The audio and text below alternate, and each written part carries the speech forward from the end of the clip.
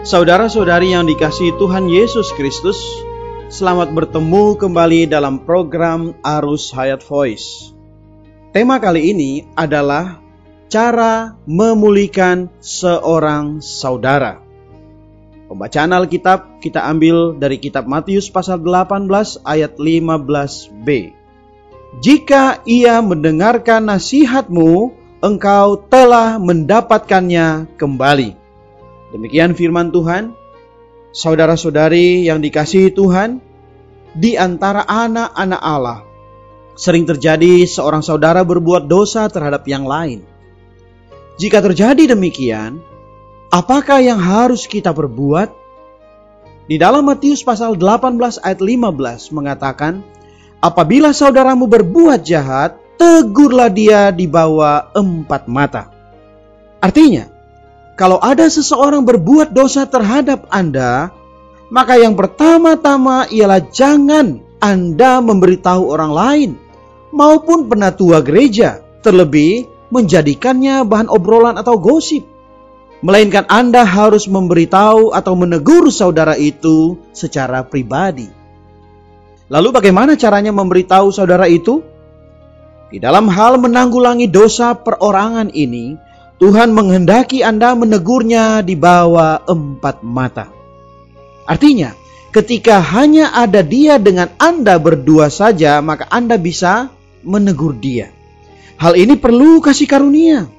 Itulah salah satu pelajaran yang wajib dipelajari oleh setiap anak-anak Allah. Jangan takut repot. Anda wajib melakukannya menurut firman Tuhan. Selanjutnya di dalam ayat 15 bagian B mengatakan, jika ia mendengarkan nasihatmu, engkau telah mendapatkannya kembali. Tujuan Anda menegur bukanlah karena Anda ingin mendapat ganti rugi atau agar ia meminta maaf kepada Anda, melainkan untuk mendapatkannya kembali, untuk memulihkannya.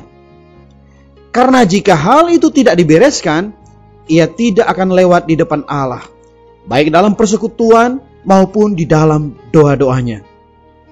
Namun sewaktu Anda menegurnya, yang harus Anda perhatikan adalah bahwa sikap Anda harus wajar.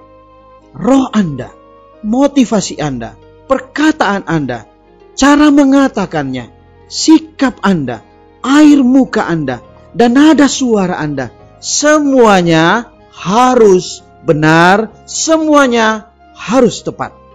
Jika tidak, Anda hanya akan memperdalam keretakan itu. Kita harus tahu, Tuhan mengizinkan seorang saudara berbuat dosa terhadap Anda. Itu berarti Tuhan telah menghargai Anda dan Ia telah memilih Anda serta menanggungkan satu kewajiban yang berat di atas diri Anda. Anda adalah bejana yang terpilih. Anda akan dipakai untuk melakukan tugas pemulihan. Jadi, jika harus belajar di hadapan Allah, yaitu jika timbul urusan, haruslah segera membereskannya dengan sebaik-baiknya. Selanjutnya, di dalam ayat 16 mengatakan, jika ia tidak mendengarkan engkau, bawalah seorang atau 2 orang lagi, supaya atas keterangan 2 atau 3 orang saksi, perkara itu tidak disangsikan. Ayat ini artinya, kalau setelah Anda menasihati dengan cara-cara yang demikian yang telah disebutkan tadi, namun ia tidak mendengarkan, maka Anda boleh membawa orang lain. Tetapi harus menunggu sampai ia tak mau menerima dulu, barulah Anda memberitahu orang lain. Namun sekali-kali, tak boleh memberitahu orang lain dengan sembarangan. Karena jika Anda yang tidak hati-hati berbicara, sehingga perkara itu tersebar ke dalam telinga orang ketiga, maka kesulitan itu akan bertambah berat dan sukar sekali untuk dibereskan. Itu sama dengan menggosok luka-luka dengan kotoran. Tujuan memberitahu 1 atau 2 orang bukan untuk memperbanyak perkataan, melainkan agar mereka bersama-sama dengan Anda dapat menasihatinya, bersama-sama dapat membantunya, dan bersama-sama dapat bersekutu dengannya. Carilah orang yang berpengalaman dalam Tuhan, dan yang berbobot dalam kerohanian, seorang yang jujur. Anda boleh membeberkan persoalan Anda berdua di hadapan mereka. Dan Anda bisa memohon kepada mereka, membawa persoalan Anda ke dalam doa, lalu mengkaji dan memutuskannya dengan kekuatan rohani mereka. Bila mereka juga merasa ia bersalah dalam persoalan ini, Anda bersama dengan mereka harus menasihati saudara tersebut. Yang terakhir adalah memberitahu gereja. Di dalam ayat yang ke-17 mengatakan, jika ia tidak mau mendengarkan mereka, sampaikanlah soalnya kepada jemaat. Ini bukan berarti Anda mengadukan persoalan itu kepada seluruh orang ketika gereja bersidang, melainkan menyampaikan persoalannya kepada para penatua gereja.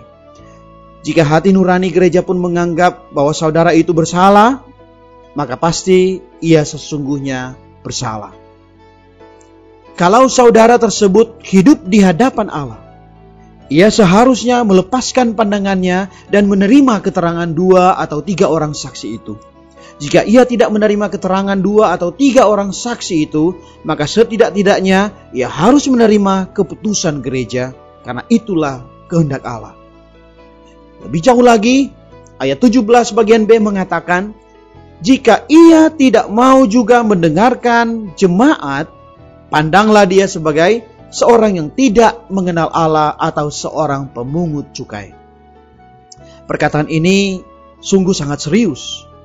Dengan kata lain, jika ia tidak mau juga mendengarkan gereja, maka seluruh saudara-saudari dalam gereja akan tidak mau bergaul dan bersekutu dengan dia. Jika anak-anak Allah memiliki sikap seragam sedemikian, maka saudara itu akan mudah terpulihkan. Jadi, tujuan perlakuan yang demikian adalah untuk memulihkan orang itu. Menurut Matius 18 ayat 18-20, apa yang dilakukan gereja di bumi diakui oleh Tuhan di surga.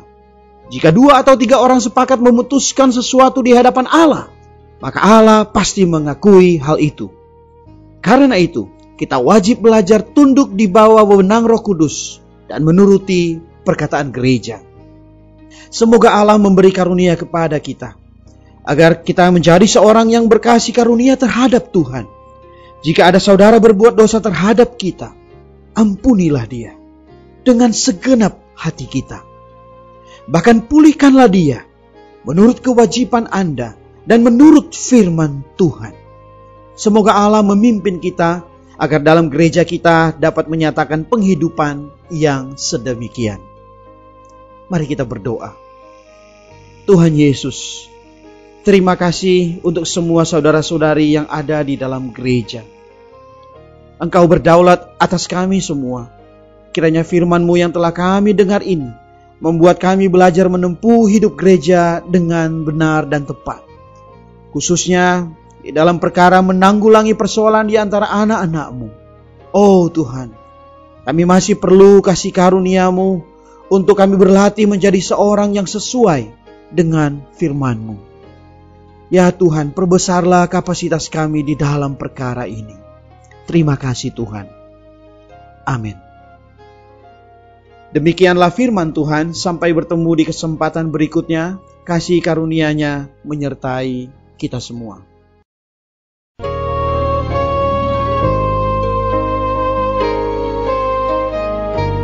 Demikianlah program Renungan Arus Hayat Voice Note pada hari ini. Dan jika Anda tertarik untuk memiliki renungan firman seri-seri sebelumnya, serta mendapatkan info mengenai sosial media lainnya di area Anda dapat menghubungi kami via SMS di nomor 0877 77 11 4777 atau mendownload di website kami di www.pemulihan.or.id. Tuhan Yesus memberkati kita semua.